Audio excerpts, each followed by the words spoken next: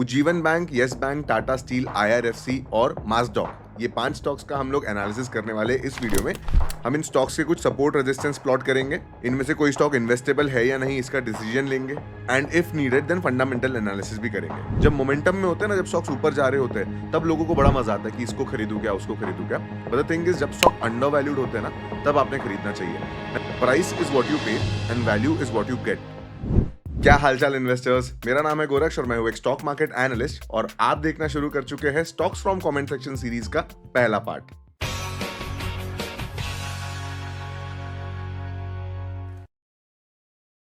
Recently मैंने IDFC first bank का एक स्टॉक एनालिसिस वीडियो शेयर किया था, और मैंने कमेंट सेक्शन में आप लोग को लिखने बोला था कि कुछ ऐसे स्टॉक्स बताइए जिसका आप मुझसे चाहते हैं एनालिसिस।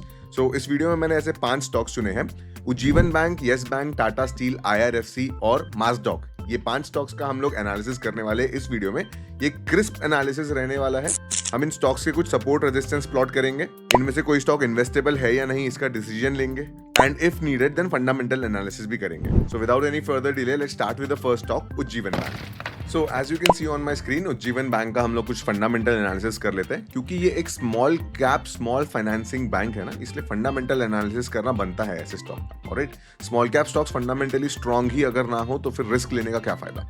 अगेन, इस स्टॉक पर अब देखो, बैंकिंग सेक्टर में डेट टू इक्विटी नहीं चेक किया जाता है, ठीक है। इंटरेस्ट पेमेंट इनका इनकम होता है। ऑलराइट, स्टिल इसका आरओसी काफी अच्छा है। एक प्राइवेट सेक्टर बैंक का आरओसी 10-11 होना बहुत अच्छी बात है। इसके और भी कोई फाइनेंशियल सर्विसेज होते होंगे जहां से उसका ये आरओसी इतना हाई आता होगा। जनरली आप large cap mega cap bank देखोगे तो उनका आरओसी सिंगल डिजिट में होता है। प्राइवेट बैंक का कुछ 6% करीबन होता है, और पीएसयू बैंक का 5% करीबन। पीईजी रेशियो इसका 0.1 है, विच इज मतलब 1 से नीचे है, तो it's very good. Sales growth is fantastic. Alright, so company का रेवेन्यू साल दर साल बढ़े जा रहा होगा, जो कि अभी हम चेक कर लेते हैं फटाफट। प्रॉफिट एंड लॉस पे जाएंगे। So as we can see, company का 3 ईयर का सेल्स ग्रोथ 26% है, एंड रेवेन्यू का ग्रोथ कुछ ज्यादा ही है। हाँ, वो इसलिए क्योंकि देखो एक क्वार्टर में यहाँ पे लास्ट 3 इयर्स में से देखो ग्रोथ में ये भी नंबर कैलकुलेट हुआ है ना, दैट इज वाई यहाँ पे बहुत ज्यादा आपको दिख रहा होगा कि बहुत ज्यादा इसकी अर्निंग्स बढ़ गई है। बट अगर आप मतलब सेल्स के बेसिस पे देखोगे तो it is a very healthy growth. बहुत स्टैगरिंग नहीं है, बहुत इंप्रेसिव नहीं है, but it's good enough. Like at least the bank is growing, right. Generally ये सारे बैंक्स अपने पैसे कैसे कमाते हैं? इंटरेस्ट पेमेंट से। How does a bank earn? वो आपको लोन्स देता है, फिर आपसे ब्याज कमाता है। I've spoken this a lot पहले भी। So as you can see कि पिछले काफी समय से इस बैंक का जो इंटरेस्ट कंपोनेंट है, दैट इज जहां से इस बैंक की अर्निंग आती है, that is going up, so which is very good. आज से ज्यादा इंटरेस्ट कलेक्शन कभी नहीं था। ये कुछ फंडामेंटल चीजें हम लोग ने देख ली। बैंकिंग सेक्टर में आईडीएफसी के भी वीडियो में आपने देखा होगा वैल्यूएशन एनालिसिस कैसे करते हैं प्राइस टू बुक रेशियो से। फटाफट हम लोग ये भी कर लेते हैं। प्राइस टू बुक रेशियो देखेंगे तो 5 ईयर टाइम फ्रेम पे the stock is under valued, which is very good, right. Stocks पता है क्या होता है, जब मोमेंटम में होते हैं ना, जब स्टॉक्स ऊपर जा रहे होते हैं, तब लोगों को बड़ा मजा आता है कि इसको खरीदूं क्या, उसको खरीदूं क्या। बट द थिंग इज, जब स्टॉक अंडर वैल्यूड होते हैं ना, तब आपने खरीदना चाहिए। मैं अपने 6 कोर्स में भी एक स्टेटमेंट बोलता हूं, मैं यहाँ पे भी उसको जरूर आपके साथ शेयर करूंगा। प्राइस इज व्हाट यू पे and value is what you get, ये वॉरेन बफे ने कहा था। आप कितने का शेयर है, ये ज्यादा इंफॉर्मेशन नहीं देगा, और ये आपके लिए ज्यादा काम की चीज भी नहीं है। उस शेयर के एक्सचेंज में आपको वैल्यू कितना मिल रहा है, that is what will create wealth for you, ठीक है। मतलब वैल्यूएबल शेयर, एक ऐसे शेयर को खरीदो जिसका फ्यूचर ग्रोथ पोटेंशियल बहुत ज्यादा हो और अभी अंडर वैल्यूड मिल रहा हो, right. Ujjivan bank apparently looks like price to book ratio से it looks undervalued on all time frames, right. Very good component. In fact आप देखेंगे तो पिछले 3 साल में ये स्टॉक 3 साल के कंपैरिजन में अभी भी काफी सस्ता है, और इस 1 फाइनेंशियल ईयर में लास्ट 4 क्वार्टर्स में आप देख सकते हो स्टॉक का जो वैल्यूएशन है वो 1 साल में इससे कम कभी नहीं था, ठीक है। Fundamentally the stock looks good. सारी चीजें तो इसमें अच्छी दिख रही है। एक बार इसके एनपीएस चेक कर लेते हैं जी। इसका ग्रॉस एनपीए 2% है। देखो आइडियल सिनेरियो में तो एनपीए 0 होना चाहिए, राइट। एनपीए मतलब नॉन परफॉर्मिंग एसेट्स। जो लोग लोन लेते हैं फिर लोन डिफॉल्ट कर देते हैं। आपने लोन लिया, प्रिंसिपल अमाउंट का लोन लिया, फिर आप उस पर इंटरेस्ट पे करते हो तो बैंक कमाता है, और सब्सिक्वेंटली आप प्रिंसिपल भी पे कर देते हो। बट यहाँ पे क्या हुआ, बंदा प्रिंसिपल लेके भाग गया। तो ऐसा ज्यादा नहीं होना चाहिए, इनफैक्ट नेग्लिजिबल होना चाहिए ये सारी चीजें। इस केस में 2%, देखो पहले कितना ज्यादा एनपीए था, ठीक है। Banking structure is improving with time, which is a positive sign, but still the NPAs are not like एकदम आइडियल नहीं है, एकदम 0 होते या फिर 2% से नीचे होना चाहिए एक ऐसे बैंक का। ऑफकोर्स ये स्मॉल फाइनेंस बैंक है तो रिस्कियर लोन देता ही होगा। But again let's move to the technical aspect of this chart. Alright, आपको स्क्रीन पे चार्ट दिख रहा होगा, मैंने सपोर्ट रेजिस्टेंस पहले से प्लॉट करके रखे हुए। इस बिट का स्निपेट ले लीजिए, आपके लिए भी इंपॉर्टेंट लेवल्स रहेंगे, ठीक है। देखिए ये स्टॉक का प्रीवियस सपोर्ट जो था वो 40s के रेंज में था, जैसे आप प्राइस देख सकते हो यहाँ पे। तो ये 40-42 का जो रेंज था ये उसका सपोर्ट रीजन था। पहले भी स्टॉक ने यहाँ से एक सपोर्ट लिया था, एंड इससे पहले भी स्टॉक ने आई बिलीव यहाँ पे यहाँ पे पहले स्टॉक का रेजिस्टेंस था, ये रेजिस्टेंस बिकम सपोर्ट पैटर्न का एक कंपोनेंट होता है। ऑलराइट, सो जैसा आप देख सकते हो स्टॉक ने यहाँ पे रेजिस्टेंस लिया हुआ है, फिर ब्रेकआउट दिया है, फिर यहाँ पे सपोर्ट लिया, फिर ऊपर गया एंड देन फाइनली इस सपोर्ट को भी तोड़ दिया है। सो देखो ये एक चीज बहुत इंपॉर्टेंट है, मैं इस बार मैं अच्छे से एक्सप्लेन कर दे रहा हूँ अच्छे डिटेल में, आगे जब हम बाकी स्टॉक्स की बात करेंगे तब इतने डिटेल में सेम चीज को रिपीट नहीं करेंगे। Currently what you can see the stock is clearly in down trend. Alright, so अगर आप एक इन्वेस्टर हो तो बी प्रिपेयर्ड मेंटली कि स्टॉक और गिर सकता है। क्यों? क्योंकि स्टॉक का ट्रेंड ही डाउन ट्रेंड है अभी। ऑलराइट, स्टॉक में कोई रिवर्सल साइन अभी दिख नहीं रहे फिलहाल। नेक्स्ट, अगर आप लोग ने सपोर्ट पे खरीदा है तो well and good, very good, ठीक है। अच्छी चीजों को सपोर्ट पे खरीदना, अंडर वैल्यूड खरीदना, that is what the logical thing is, right. अब स्टॉक ने सपोर्ट तोड़ा क्यों? फिर देखो स्टॉक सपोर्ट और रेजिस्टेंस तब तोड़ता है जब डिमांड सप्लाई मिसमैच होता है। इसका स्टॉक के फंडामेंटल से कोई लेना देना नहीं होता है। राइट, देखो फंडामेंटली अच्छा स्टॉक था फिर भी गिरा ना, तो क्यों नहीं गिर सकता? राइट, डिमांड सप्लाई, स्टॉक की सप्लाई बढ़ गई होगी। राइट, तो यहाँ पे इनफ बायर्स नहीं थे तो स्टॉक में करेक्शन आ गया, which is nothing strange, that is how stock market works. Right, so again अब स्टॉक ने सपोर्ट अपना तोड़ दिया है तो स्टॉक का अगला सपोर्ट 34 के रेंज में आता है। राइट, सो आपको करना क्या है, the thing that I wanted to highlight here is, आपको अगर कोई स्टॉक में लॉन्ग टर्म विजन है आपका, now this stock is fundamentally good, तो इसकी एक इन्वेस्टेबल कंपनी तो डेफिनेटली है, रेड फ्लैग नहीं है ये company basically. Right, so what I am trying to say here is कि अगर आपने एंट्री नंबर 1 कुछ पैसा यहां लगा दिया है तो अगला पैसा सीधा 34 पे लगाओ। Alright, there is no point आप बीच में कहीं सर अभी 10% गिर गया तो लगाया क्या, 20% गिर गया तो लगाया क्या, let it fall. It's a small cap stock, ये 5-10% तो यूं ही गिर जाएगा। राइट, स्मॉल कैप स्टॉक में 5-10-20% का correction is absolutely normal. You can not time them with such precision कि वो आपके लेते से बढ़ जाए। Right, so what you can do at best is कि जब वो स्टॉक अपने सपोर्ट पे आए और अंडर वैल्यूड रहे और फंडामेंटल्स अच्छे रहे, आप तब ऐड कीजिए। अगर आपने 30-40 अगर ये 40 के रेंज में ऐड किया है तो it's a good step. Next आप 35 के रेंज में ऐड कीजिएगा। अगर आपको फिर भी लगता है कि स्टॉक और गिरेगा तो आपके लिए फर्दर लेवल्स भी मैंने यहाँ शो करके रखे हैं। ऑलराइट, स्टॉक गिरते हैं, that is the reality. Alright, गिरते हुए स्टॉक है, फंडामेंटली अगर अच्छे हैं तो आप उनको ऐड कर सकते हो, that is how you will make money. भागते हुए स्टॉक को ऐसा पकड़ोगे और गलती से किसी ने अगर इस लेवल पे इन्वेस्ट किया है 60 या 50 के ऊपर, अगर उज्जीवन बैंक का आपका एवरेज प्राइस है तो आपने वैल्यूएशन तो बिल्कुल चेक नहीं किया था। Right, so these are some important levels and of course what is the target. देखो भाई स्टॉक का टारगेट सबसे पहला तो इसका ऑल टाइम हाई ही है। Right, so current market price से 52% पोटेंशियल, फैंटास्टिक। राइट, 52% रिटर्न्स अगर आने के लिए 2 साल भी लगते हैं तो वो साल का 20-25% से ज्यादा होता है, which is very good returns in terms of equity. Alright, so बिल्कुल ये स्टॉक में आपका मैंने इसके इंपॉर्टेंट लेवल्स आपके साथ में शेयर किए हैं। ये एक लेवल एक मैंने आपको टारगेट कैलकुलेशन बताया, पिछले वीडियो में आपने देखा भी होगा, मैंने टाटा मोटर्स के साथ में ये किया था। सो यहाँ पे एक और बार देख लेते हैं कि इसका जो लॉन्ग टर्म टारगेट है, अगर मुझे स्टॉक को एकदम ही लंबा रखना है, देखिए आपके एरिया में आप लोग देखिएगा उज्जीवन बैंक की ब्रांचेस है क्या, अगर वो है तो किस तरह के लोग उसमें जा रहे हैं, क्या वो बैंक खराब है, क्या वो ब्रांच एकदम फंक्शनल ही नहीं है, तो आपको शायद आइडिया आएगा कि बैंक इतना भी बुरा नहीं है। राइट, तो मैं इस बैंक को लॉन्ग टर्म अगर होल्ड करने की अपेक्षा रखता हूँ या फिर लॉन्ग टर्म होल्ड करने की इंटेंशन रखता हूँ, तो ऐसे में 100 का टारगेट है 111, टेक्निकल टारगेट इज ऑफ 111, आप 100 रुपए का टारगेट इसमें आराम से पकड़ सकते हो, जो करंट मार्केट प्राइस है 3x रिटर्न लगभग प्रॉमिस करता है। Alright, but of course this will not happen overnight. जब आप बात करते हो कि 3x रिटर्न आएंगे तो of course it will take years, क्योंकि ये मल्टीपैकर रिटर्न्स हो गए। Right, so again so this is the first stock Ujjivan Bank. I hope आपको इसके इंपॉर्टेंट लेवल समझ गए होंगे। Next we will do Yes Bank, ठीक है, क्योंकि एक बैंकिंग सेक्टर पे है तो एक और बैंकिंग सेक्टर का स्टॉक भी ले लेते हैं। येस बैंक का भी हम लोग सेम चीज देख लेते हैं। पहले तो देखते हैं इसका प्राइस टू बुक रेशियो कैसा है, सेल्स ग्रोथ कैसी है। सो प्रॉफिट एंड लॉस पे जाएंगे और देखेंगे तो इसकी सेल्स ग्रोथ लास्ट 3 इयर्स में उतनी स्पीड से नहीं रही है। ठीक है, उज्जीवन बैंक का जहां 36% का ग्रोथ था और यहाँ पे तो बहुत बड़ा नंबर आ रहा था, बट अगेन वो तो एक लॉस का नंबर रिप्लेस हुआ उसकी वजह से था। But still Yes Bank is not growing at the same pace. Right, comparatively still company का आज से ज्यादा इंटरेस्ट कलेक्शन कभी नहीं था, तो which is another positive sign. Company at least banking के सेक्टर में या बैंकिंग जो कर रही है ब्याज कलेक्शन उसका ठीक चल रहा है। एनपीए की बात करेंगे तो देखिए this is comparatively bigger bank, इसका मार्केट कैप देखो 66, मतलब बहुत बड़ा है, वो तो 8,000 करोड़ का कुछ कंपनी था। Comparatively Yes Bank is a very big bank. Right, so उसका एनपीए 1.7% है। राइट, आप देख रहे हो कैसे बड़े बड़े बैंक्स का एनपीए 2% से नीचे आ जाता है, which is desirable. So this is again a good, ये भी एक एक्सेप्टेबल फंडामेंटल पैरामीटर है येस बैंक में। इंटरेस्ट पेमेंट इंक्रीज हो रहा है, कंपनी का एनपीए कंट्रोल में है, so this is good enough. Alright, let us now go to the valuation metric, price to book ratio देखते हैं। अब ये देखो, ये इंटरेस्टिंग है, प्राइस टू बुक रेशियो में स्टॉक 5 ईयर टाइम फ्रेम पे ओवर वैल्यूड है।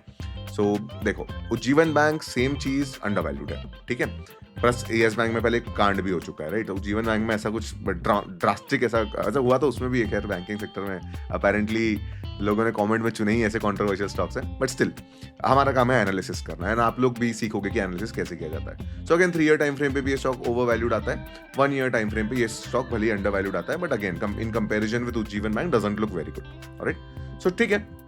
अच्छा, कभी भी किसी दो स्टॉक का पीबी रेशो कंपेयर मत किया करो, ठीक है। जैसे आप अगर एक्सिस बैंक का इसी की जगह कंपेयर करोगे ना तो उसका प्राइस टू बुक रेशो ज्यादा है। वाई बिकॉज अगेन वो स्टॉक ज्यादा प्रीमियम डिजर्व करता है ना, क्योंकि वो कंपनी में कोई कांड नहीं हुआ है कभी। आईसीआईसीआई बैंक का भी सेम केस होता है, राइट। सो ऑफ कोर्स ये वैल्यूएशन का एक मेट्रिक हो गया। लेट अस फटाफट move to the technical part, ठीक है। काफी सारी चीजें आप ऑलरेडी सीख चुके हो येस बैंक बैंकिंग सेक्टर में जो मुझे बताना था मैंने जीवन में ऑलरेडी बताया।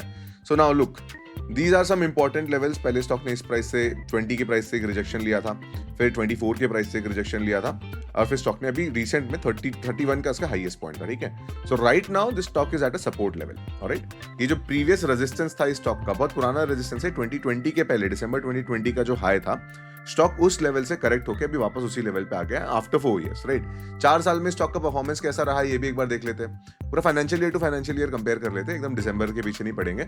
ओ देखो यार, इसकी 2020 से इसकी अर्निंग्स में कुछ खास इंक्रीमेंट नहीं आया है। जेन्युइनली इसका इंटरेस्ट कलेक्शन बहुत क्रेजी नहीं रहा है। पहले भी 20,000 करोड़ का इसका इंटरेस्ट आया था, अभी भी 20,000 करोड़ का इंटरेस्ट आया, राइट। लगभग बॉल पार्क राउंड फिगर अगर आप राउंड ऑफ करते हो नंबर्स को तो स्टिल देखो, बैंक का परफॉर्मेंस तो इंक्रीज नहीं हुआ ना। अगर बैंक का परफॉर्मेंस इंक्रीज नहीं होगा तो फिर अगेन कैसे अच्छा स्टॉक बनेगा।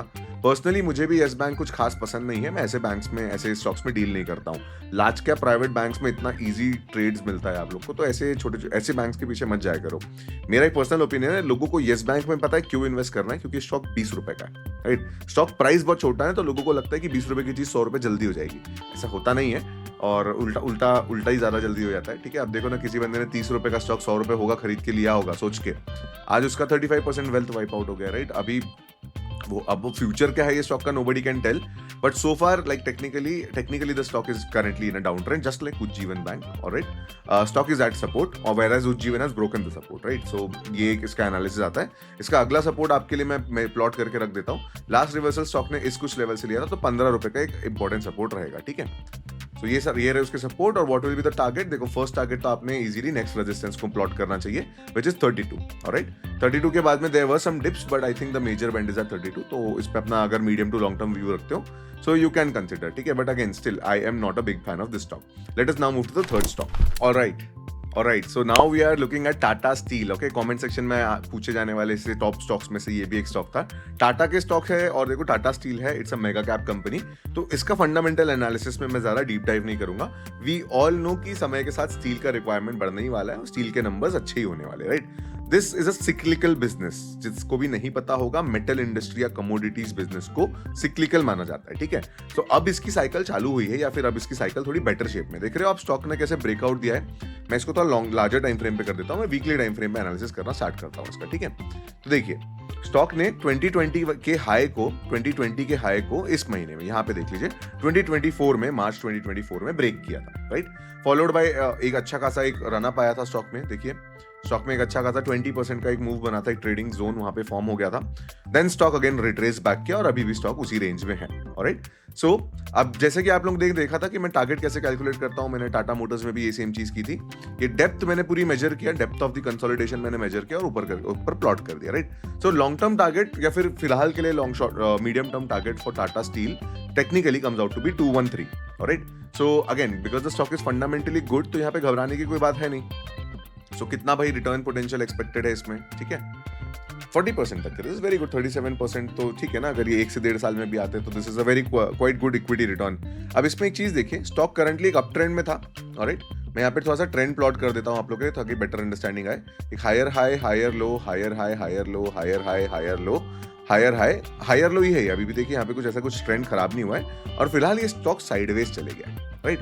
फिलहाल ये स्टॉक साइडवेज चले गया, यहाँ पे काफी दिन तक के स्टॉक रह सकता है। स्टॉक में मोमेंटम कब आएगा, जब वो 186 के लेवल को पार कर ले, alright. But still is this stock investable? I feel yes, ठीक है। Don't treat this as an investment advice, आपको खुद का भी एनालिसिस पे करना होता है। ये बस मैं अपने लेवल्स प्लॉट करके आपके साथ में शेयर कर रहा हूँ, ऑलराइट। ये देखिए अगेन, अब ये स्टॉक का लेवल, अब ये स्टॉक में ट्रेंड खराब कब हो जाएगा, ठीक है। इसके लिए अब ये प्रीवियस स्विंग लो जो है ना, ये देखो यहाँ पे एक हैमर बनी थी, और ये भी एक बड़ी सी रेड कैंडल है, राइट। सो ये जो लो है 142 के नीचे अगर ये स्टॉक मूव करता है तो फिर इसका जो ब्रेकआउट है वो फेल कंसिडर किया जाएगा, ठीक है। फिर से स्टॉक फिर साइडवेज कंसोलिडेशन में चले जाएगा। Otherwise you know the targets, right. एक short term swing target would be 185 and long term consolidation breakout target is 213, alright. And ये फेल हो जाएगा अगर it falls below 142। These are some important levels that have already plotted on Tata steel. Okay, so now let's move to the fourth stock, that is IRFC. Again, ये stock का भी आपको technical chart दिख रहा होगा। इस स्टॉक का थोड़ा बहुत फंडामेंटल एनालिसिस हम भी कर लेते हैं, ऑलराइट। IRFC के स्टॉक को खोलते हैं। ये एक फाइनेंसिंग कंपनी है। अगेन, एक फाइनेंशियल कंपनी या फाइनेंशियल इंस्ट्रूमेंट में हमको valuation analysis price to book से करना चाहिए। अब ये देखो कंपनी कितनी ज्यादा ओवर वैल्यूड है। आई होप आपको क्लियरली दिख रहा होगा, राइट, कि इतना ज्यादा रनअप अगर आ गया था स्टॉक मार्केट में, so price to book ratio will be taken for a toss, right. ये बहुत ही डिफिकल्ट सिनेरियो हो जाता है एक एनालिस्ट के लिए, क्योंकि देखो ट्रेंडिंग स्टॉक है। अगर मैं बोलता हूँ ना कि स्टॉक अच्छा परफॉर्म नहीं करेगा तो उल्टा हमें ही हिट आती है, राइट। अब हम सही अपना लाइक ईमानदारी से जो एनालिसिस करने का पोर्शन होता है वो भी कर देना, तो भी एनालिस्ट को ही यहाँ पे एक दुख झेलना पड़ता है कि भाई आपका एनालिसिस सही नहीं है। But again, I have been not so bullish on this stock for a while now, ठीक है। आगे चल के इसका और डिसीजन लेंगे, बट फॉर नाउ देखो स्टॉक ओवर वैल्यूड है। स्टॉक का आरओसी डिसेंट है। फाइनेंशियल कंपनी का आरओसी पॉजिटिव होना ही काफी ठीक बात है। पहली बात तो फाइनेंसिंग बेसिकली देखो पॉजिटिव होना नहीं, this is the standard range, ठीक है। फाइनेंसिंग कंपनी का आरओसी अगर पॉजिटिव नहीं है तो खतरे की बात है, ऑलराइट। डेट टू इक्विटी में चेक नहीं करेंगे एज पर वैल्यू। देखो ग्रोथ एडजस्टेड वैल्यूएशन मेट्रिक होता है पीईजी रेशियो, और वो 1 से नीचे होना चाहिए। तो इस केस में फिलहाल अभी भी स्टॉक ओवर वैल्यूड ही है। हर मेट्रिक यही बता रहा है। बड़ी कंपनी है, it's a mega cap company, 2 lakh crore का इसका मार्केट कैप है। सो अगेन नॉट अ छोटी मोटी बात नहीं है इसमें। लेकिन एक और चीज है कि most of the shares are owned by the promoters, that is the government, right. यहाँ पे प्रेसिडेंट ऑफ इंडिया आपको दिखेगा।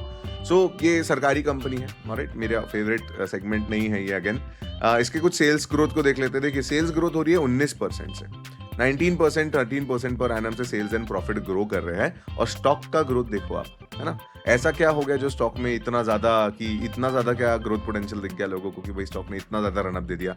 स्टॉक के परफॉर्मेंस में तो ऐसा कुछ दिख नहीं रहा है, कंपनी के अर्निंग्स में तो ऐसा कुछ दिख नहीं रहा है। एंड इवेंचुअली फिर ऐसी स्टॉक्स फिर जब मार्केट में करेक्शन आता है तो मार्केट से बहुत ज्यादा गिरने लग जाते हैं ये stocks, alright.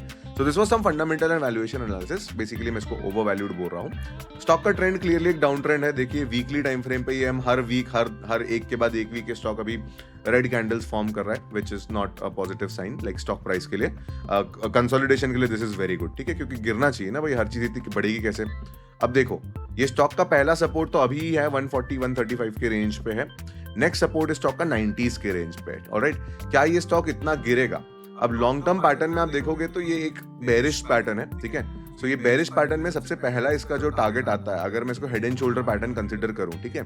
So depth of the head and shoulder pattern लीजिए और उठा के रख दीजिए नीचे, ठीक है। Basically this indicates a breakdown. 115 के लेवल तक का तो ऐसे ही शॉर्ट टारगेट आ गया इसका, राइट। अब 115 पे कोई खास सपोर्ट है नहीं, right. There was a very big green candle. Generally green candle के बॉटम्स को एक सपोर्ट माना जाता है, बट एज पर माई शिक्षक थ्योरी मैं फिर भी बेंड्स को ही कंसीडर करूंगा। सो 90 का सपोर्ट ही मेरे लिए एक सिग्निफिकेंट लेवल रहेगा to start considering to add this stock, alright. Currently ये स्टॉक का देखो सपोर्ट पे एक हैमर बनाना is a positive sign, alright. Support पे हैमर बनाना इज अ पॉजिटिव साइन। इसको डेली टाइम फ्रेम पे कर लेते हैं। अब देखो हम लोग को यहाँ पे क्या ऑब्जर्व करना है कि स्टॉक में एक रिवर्सल अगर आ जाए तो फिर ये स्टॉक फिर से तेजी दिखाएगा, राइट, क्योंकि जब ये स्टॉक भागता है तो पकड़ में नहीं आता है और वो हम नहीं चाहते हैं। सो देखिए स्टॉक के लिए इंपॉर्टेंट रिवर्सल पॉइंट जो रहेंगे ना, मैं यहाँ पे लाइन चार्ट पे मूव करूंगा और मैं प्रीवियस स्विंग हाई के ऊपर जो क्लोजिंग आ जाएगी ना, उस जोन को इंपॉर्टेंस दूंगा। सो ये दो लो जोन, इसको एक जोन बना देते हैं, ठीक है। So basically, if the stock moves above 161 or gives a daily time frame closing above 161, then the stock can show some bullish sentiment. Otherwise, तो downtrend continues है, ठीक है। मतलब basically we are in a downtrend in this stock, right? अगर 144 के नीचे closing आ जाती है तो again एक breakdown को आप expect कीजिएगा, alright? Personally, again, not my favorite company. चलिए हम कैंडलस्टिक पे वापस आ गए इस पे। So this was the analysis of IRFC। Let us move to the final stock, that is Mazdock. अच्छा, before we talk about Mazdock, अगर आप भी ये सारे एनालिसिस सीखना चाहते हैं कि ये सपोर्ट रेजिस्टेंस कैसे प्लॉट कर रहे हैं, अलग अलग सेक्टर्स में अलग अलग वैल्यूएशन कैसे चेक किया जाता है, and a lot many analysis, basically total 6 analysis अगर आप सीखना चाहते हैं तो I would highly recommend my 6 check analysis course over here. Basically इस कोर्स में मैं आपको 6 डिफरेंट एनालिसिस सिखाता हूँ जो आपको अलग अलग स्टॉक्स का एनालिसिस करने में हेल्प करेंगे। इसमें हम करते क्या है, 6 एनालिसिस करने के बाद में स्टॉक को स्कोर करते हैं। अगर स्कोर 6 में से 4 या उससे ऊपर हो तो हम उसे बाय करते हैं, अदरवाइज हम उसे रहने देते हैं। वैसे तो ये कोर्स 2500 रुपए का है, बट यूज कीजिए कूपन कोड DOJI और पाए इंस्टेंट 40% डिस्काउंट। चलिए with that said, let's now move to the final stock, that is Mazdock. ये स्टॉक्स मैंने कमेंट सेक्शन से पिक किए थे, सो अगेन मेक श्योर कि आप कमेंट्स में अपने स्टॉक की रिक्वायरमेंट, जो भी अच्छे स्टॉक्स होते हैं या जो भी स्टॉक का आप मुझसे एनालिसिस चाहते हैं, वो मुझे कमेंट सेक्शन में जरूर शेयर कीजिए, ठीक है। I will pick them up, ठीक है। कुछ अच्छे स्टॉक दिखते हैं, किसी का बहुत ज्यादा डिमांड होता है, एज यू कैन सी कि मैंने literally 5 stocks I picked, right. चलिए मैस्टॉक देखिए, अगेन ये एक लार्ज कैप कंपनी आती है। फिर से मैं इसका एक बार देखूंगा मेन आदमी कौन है, किसका पैसा लगा हुआ है, सरकार का पैसा लगा हुआ है आगे, ठीक, चलो कोई बात नहीं। विद दैट सेड, कंपनी का सेल्स ग्रोथ काफी बेटर है और प्रॉफिट ग्रोथ काफी बेटर है। अब डिफेंस सेक्टर के बारे में थोड़ा सा मैं आपको इन्फॉर्मेशन देता हूँ। फॉरएवर तो बुलिश सेक्टर है ये, ठीक है। डिफेंस सेक्टर को आप एक लॉन्ग टर्म इन्वेस्टमेंट की तरह जरूर कंसिडर कर सकते हो, क्योंकि अब वॉर तो देख ही रहे हो दुनिया में किस तरीके से चल रहा है। आज कहीं और है, कल कहीं और रहेगा वॉर, लेकिन एक कांस्टेंट होता है कहीं ना कहीं, ठीक है। तो ऐसे में अलग अलग देश होते हैं, अलग अलग उनके इंटरनेशनल रिलेशंस होते हैं। तो इंडिया का इंटरनेशनल रिलेशन कहीं ना कहीं एक न्यूट्रल स्टैंड पॉइंट पर रहता है। कहने का मतलब ये है कि हम काफी लोगों को वेपन्स अपने एक्सपोर्ट भी कर सकते हैं, right now India is not the largest exporter, but अभी लुक ईस्ट पॉलिसी में मोदी जी ने आपने देखा होगा कि अब वो east like eastern part of the जो ग्लोब है वहां पे जा रहे हैं अपना, वहां पे उनके लीडर से मिल रहे हैं, उनको काफी सारे डिफेंस, उनके साथ में काफी सारे डिफेंस डील साइन कर रहे हैं। So who will make ships और हु विल मेक मिसाइल्स और who will make tanks for them, right. So वो इंडियन डिफेंस कंपनीज ही बनाएगी। अब इंडिया में defence companies are mostly private, right, sorry mostly so India में defence sector companies are mostly owned by the government. So defence sector में अगर मुझे promoter में प्रेसिडेंट ऑफ इंडिया दिखता है, सो मुझे जरा सरप्राइजिंग चीज नहीं लगती है again. So defence sector is a bullish sector because मारधाड़ चलती रहेगी, right. So which is again वो तो that is the law of apparently that is the law of humanity, ठीक है। मैं लॉ ऑफ नेचर बोलने वाला था, बट ऐसा कुछ नहीं है। हम इंसानी लोग हैं जैसे कितने बड़े बड़े वॉर्स करते हैं। कंपनी के सेल्स देखिए बड़े बढ़िया से ऊपर जाए जा रहे, which is very positive sign. जो लोग पीस पे बिलीव करते हैं उन लोग के लिए this is not a positive sign, but again at least the company के जो वेपन्स है दे आर गेटिंग सोल्ड, और कंपनी के जो भी, sorry not weapons in this case, company जो भी चीज मैन्युफैक्चर करती है वो चीज काफी अच्छे से बिक रही है, राइट। अर्निंग पर शेयर भी आप देख सकते हैं काफी पिछले काफी दिनों से it has picked up quite well, alright. Company का sales growth is better. Let us see some basic analysis. यहाँ पे पीईजी रेशियो अभी भी इसका 1 से ऊपर है, 1 से ऊपर है, मतलब स्टॉक अभी भी अंडर वैल्यूड कैटेगरी में नहीं आता है। ऐसे केस में भी अगर आप पीई रेशियो को चेक करते हो, ठीक है, this is not a financing company, तो इसमें पीई रेशियो काम करेगा, तो again doesn't look very good, ठीक है। ये है तो ओवर वैल्यूड, सबको ही पता है। जब कोई स्टॉक इतना तेजी से भाग जाता है ना, तो ये चीज समझ लेना कि उसका वैल्यूएशन आपके फेवर में नहीं जाने वाला है। आप इस स्टॉक में जब इन्वेस्ट कर रहे हो तो there is an integral risk involve, क्योंकि स्टॉक अंडर वैल्यूड नहीं है, ऑलराइट। चलिए, कंपनी पे डेट नहीं है, which is a very positive sign. देखिए आप इंटरेस्ट पेमेंट देखेंगे तो 5 करोड़ का इंटरेस्ट पेमेंट है, सिर्फ 5 करोड़ का, जबकि नेट प्रॉफिट 2300 करोड़ का है, which is very good, right. Company basically debt free हो जाती है, फैंटास्टिक। ये एक चीज बहुत अच्छी देखने मिली इसमें। आरओसी बहुत ही बढ़िया है, 44% का ROC. So again this is a very strong point, alright. So ऐसा नहीं, देखो मैस्टॉक फंडामेंटली बहुत अच्छी कंपनी है। The only problem with this company is the valuation, alright. But अब देखो, ओवर वैल्यूड कंपनीज कभी पकड़ में आती भी नहीं है, ये भी बहुत बड़ी दिक्कत होती है, क्योंकि मोमेंटम रहता है उनमें, फॉरएवर डिमांड है इनमें, इनको कभी भी कोई भी उठे सुठे बाय कर लेता है, राइट। उठे सुठे एज इन कोई भी डीआई इंस्टीट्यूशंस बाय करता है। So what could be a right approach in such stocks? Same चीज जो पहले 5 स्टॉक में थी, सपोर्ट पे बाय करो। पहले 4 स्टॉक में थी, सॉरी, सपोर्ट पे बाय करो, राइट। सो देखो, Mazdock is currently reversing from its support, ऐसा लग रहा है, ठीक है। अभी ये कंफर्म होने का है, परसों लाइक 15th of October को it almost give a breakout, but it again retrace back, ठीक है। सो मैस्टॉक में रिवर्सल कंफर्म कब हो जाएगा? हम डेली टाइम फ्रेम पे, राइट। सो देखो, कायदे से तो एक रिवर्सल आ चुका है, this is a closing above the previous high. देखो मैं आपको यहाँ पे प्राइस एक्शन ड्रॉ करके दिखाता हूँ, आपको थोड़ा बेटर समझेगा। आपको स्टॉक आपने जैसे देखा था उज्जीवन के केस में, या फिर इनफैक्ट यस बैंक के केस में, they were in down trend, right. तो डाउन ट्रेंड कैसा दिखता है? ऐसे lower low, lower high, lower low, lower high, lower low, lower high, lower low, lower high, lower low. ये वाला जो हाई है ना, this is not a lower high, this is higher than the previous high, correct. आप देख रहे हो ये जो प्रीवियस हाई है, सॉरी ये देखिए, ये जो previous high, what is the highest previous closing this, ठीक है। अभी उसके ऊपर क्लोजिंग आ गई है ना, व्हाट डज दिस मीन कि there is a reversal in the trend, ठीक है। तो that is one positive sign for Mazdock, ठीक है। डिफेंस सेक्टर के स्टॉक्स में there is a huge correction that has already happened. कितना गिर चुके थे भैया ये अपने ऑल टाइम हाई से? 35% तक के गिर चुके थे, right. So that is a good enough correction. So अभी अगर ये स्टॉक रिवर्स होता है तो अगेन इसमें एक बुलिश सेंटिमेंट आ चुका होगा, ठीक है।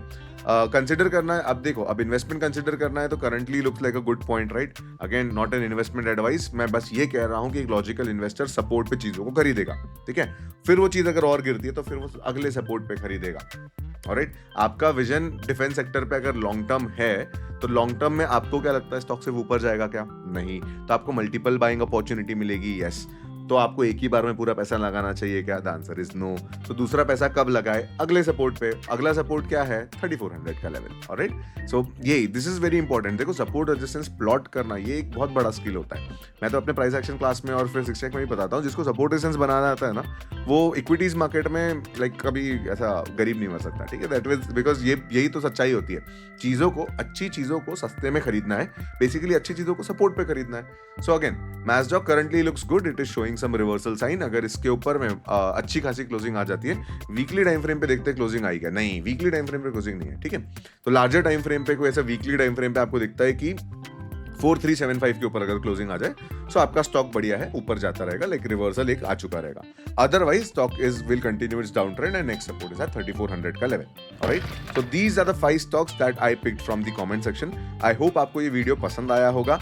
अगर आपको टाटा मोटर्स का डिटेल एनालिसिस देखना है तो आप इस वीडियो को जरूर कंसिडर कीजिएगा। अच्छा खासा लंबा वीडियो है, सिर्फ एक स्टॉक के बारे में बात हुई है उसमें, काफी पॉपुलर स्टॉक था वो भी। नेक्स्ट आप कौन से स्टॉक का एनालिसिस चाहते हैं, या फिर नेक्स्ट कौन सी कमेंट सीरीज में से मैं कौन से 5 स्टॉक्स उठाऊं, मुझे आप कमेंट सेक्शन में जरूर बताओ। डिस्क्रिप्शन से मेरे फ्री टेलीग्राम चैनल का लिंक एंड 6 चेक के कोर्स के लिंक को जरूर कंसिडर करना। That course has amazing student feedback and I will see you in the next one.